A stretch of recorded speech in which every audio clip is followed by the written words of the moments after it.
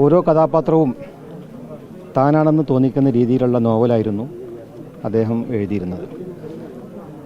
പ്രത്യേകിച്ച് വള്ളുവനാടനും അതുപോലെ നിള നദിയുടെ ഒരു ഭാരതപ്പുഴയുടെ ഒരു സംസ്കാരം എന്താണെന്ന് മലയാളികൾക്ക് പരിചയപ്പെടുത്തി കൊടുക്കുകയും വളരെ സാധാരണക്കാരായ മനുഷ്യരുടെ ജീവിതം ജനങ്ങൾക്ക് പകർന്നു കൊടുക്കുകയും ചെയ്തിട്ടുള്ള ഒരു അപൂർവ പ്രതിഭാസമാണ്.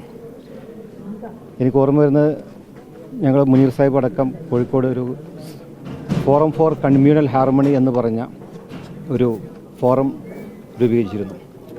അന്ന് MT വളരെ താല്പര്യപൂർവ്വം കൊണ്ടുവന്ന് പ്രസംഗിച്ചു. കേരളത്തിലെ ഇവിടെ ഉയർന്നു വരുന്ന വർഗീയതയും അതുപോലെ തീവ്രവാദവും ഇതിനെതിരെ ശക്തമായി പോരാടണം എന്നുള്ള ഈ സമൂഹത്തിൻ്റെ ഉത്തരവാദിത്തം അത് നിർവഹിക്കാൻ ഞങ്ങളുടെ കൂടെ നിന്നിരുന്നു എന്നുള്ളതാണ്. അപ്പോൾ നന്മയുടെ കൂടെ നിൽക്കുന്ന ഒരു സാഹിത്യകാരൻ, എഴുത്തുകാരൻ മലയാളികൾക്ക് ഒരിക്കലും പരിചയപ്പെടുത്തി കൊടുക്കേണ്ട ആവശ്യമില്ലാത്ത രീതിയിൽ ഒരു MTയുടെ ഒരു പ്രതീകമായിക്കൊണ്ടാണ് മലയാളികൾ വളർന്നിട്ടുള്ളത്. അദ്ദേഹത്തിൻ്റെ വിയോഗം മറ്റൊരു എഴുത്തുകാരൻ അല്ലെങ്കിൽ മറ്റൊരു രീതിയിൽ ഒരു സാഹിത്യകാരനും ഉയർന്നു വരാൻ കഴിയാത്ത രീതിയിൽ അത്രയും വലുതാണ് അദ്ദേഹമെന്ന് കാണിച്ചു കൊടുത്തുകൊണ്ടാണ് അദ്ദേഹം മരിച്ചിട്ടുള്ളത്.